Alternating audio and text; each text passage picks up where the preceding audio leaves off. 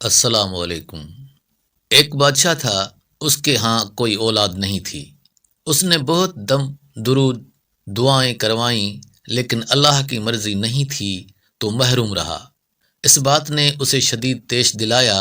ایک روز ملکہ کو طلب کیا اور کہا کہ اگر آپ کو اولاد نہ ہوئی تو ہم دوسری شادی کر لیں گے۔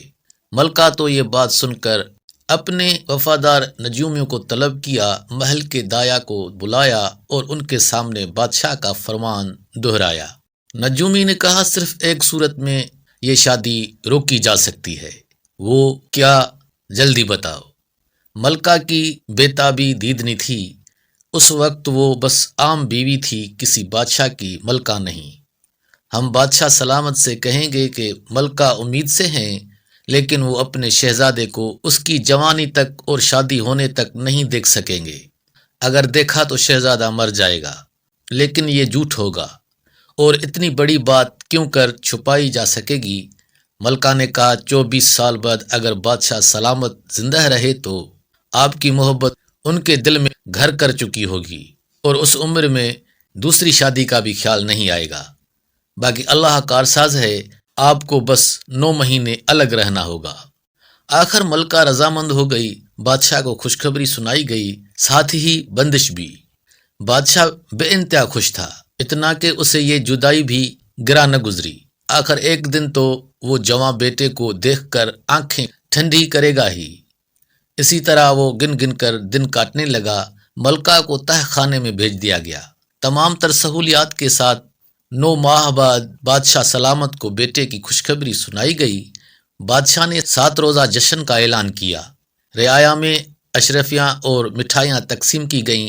دن پہ دن گزرتا رہا، بادشاہ انتظار کرتا رہا اور ملکہ حکومت کرتی رہی۔ آخر 24 سال مکمل ہوئے۔ بادشاہ نے کسی دوسرے ملک کے بادشاہ کی شہزادی سے رشتہ پکا کر دیا۔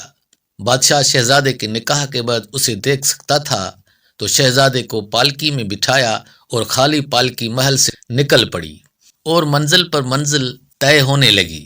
ایک جگہ بارات کے اس قافلے نے پڑاؤ ڈالا۔ ملکہ اور دایا آپس میں باتیں کر کے رو رہی تھیں کہ جب پالکی کی حقیقت کھلے گی تو ان کے ساتھ جانے کیا سلوک ہوگا۔ دونوں رو رو کر اللہ سے مدد مانگنے لگیں، فریاد کرنے لگیں۔ اللہ کا کرنا یوں ہوا کہ جس جگہ وہ بیٹھی باتیں کر رہی تھیں، نانگ اور ناگن بھی اسی درخت کے میں بیٹھے ان کی بات سن رہے تھے۔ وہ 100 سال سے تجاوز کر چکے تھے اور انسانی روپ دھار سکتے تھے۔ ناگ نے اپنی ناگن سے کہا کہ کیسی بے بس عورتیں ہیں، ہمیں ان کی مدد کرنا چاہیے اور جب خطرہ ٹل جائے تو میں واپس آؤں گا۔ ناگن نے بات مان لی اور جب دوسرے ملک شادیانیوں کے گونج میں پہنچے اور پالکی کھولی گئی، اس میں سے ایک خوبرو شہزادہ برآمد ہوا۔ بادشاہ نے جیسے ہی بیٹے کی صورت دیکھی، اس سے لپٹ گیا۔ ملکہ اور دایا حیران پریشان آنسو بہاتے رب کی شکر گزار ہوئیں۔ ان کے رب نے معجزہ کر دیا تھا اور ان کی مدد کی تھی۔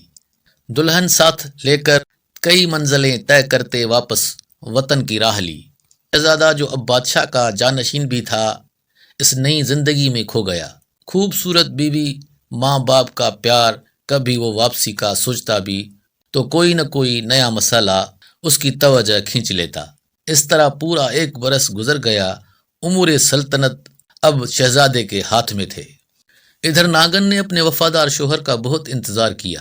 آخر ایک روز محل جانے کا فیصلہ کیا۔ چلتے چلتے منزل پہ پہنچی۔ محل جا کر شہزادے کے خواب گاہ ڈھونڈی۔ وہاں شہزادے کی اپنی دنیا تھی۔ ناگن نے محسوس کیا کہ اب شاید اس کے محبوب کی زندگی میں اس کی کوئی جگہ باقی نہیں۔ ایک مکمل گھر، پیار کرنے والی بیوی، سکون کی وہ نیند جو اتنے عرصے میں ایک دن بھی ناگن کو نصیب نہ ہوئی تھی، اس سے اپنے محبوب شوہر کی بے وفائی برداشت نہ ہوئی۔ شہزادی کی چٹیا چارپائی سے لٹک رہی تھی۔ ناگن نے اس کا پھندا بنایا اور خود کو پھانسی دے ڈالی۔ صبح اس کی لاش دیکھ کر خادماؤں اور شہزادی نے شور مچایا۔ جب تک شہزادہ وہاں پہنچا، اس کی پیاری ناگن اپنی جان محبت کے نام پہ گنوا چکی تھی۔ اسے دکھ ہوا، اپنے ہاتھوں سے دفنایا اور روتا رہا، لیکن اب اس کے پیچھے کوئی نہیں تھا۔ ایک پھانس تھی، وہ بھی نہ رہی۔ اب تو واپسی کا ہر جواز ہی ختم ہو گیا اور وہ دونوں میاں بیوی مثالی شادی شدہ زندگی گزارنے لگے۔ ایک روز باتوں باتوں میں شہزادی نے لاڈ سے شہزادے سے پوچھا، آپ کی ذات کیا ہے؟ شہزادے سے کوئی جواب نہ بن پڑا۔ شہزادی نے سوال دہرایا اور جواب نہ پا کر مزید اصرار اور ضد کرنے لگی۔ عورت ذات ٹیڑھی پسلی کی پیدائش، بظاہر اس کے پاس اس ضد کی کوئی وجہ یا جواز نہیں تھا۔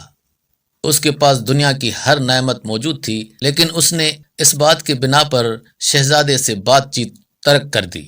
شہزادے نے بہت کوشش کی منانے کی، آخر کہا کہ اگر تمہیں اس سوال کا جواب لینا ہے تو پھر ہمارے راستے جدا ہوں گے۔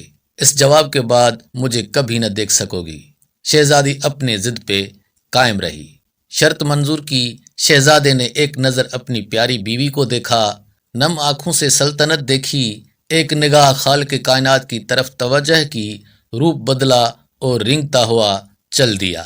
دیکھتے ہی دیکھتے نظروں سے اوجھل ہو گیا۔ شہزادی خوف اور صدمے سے بے ہوش ہو گئی۔ اس دن کے بعد شہزادے کو کسی نے نہیں دیکھا۔ پیارے دوستو، کبھی کبھار ہم سب سوشل میڈیا یوزرز اس کہانی کے کرداروں جیسے لگتے ہیں۔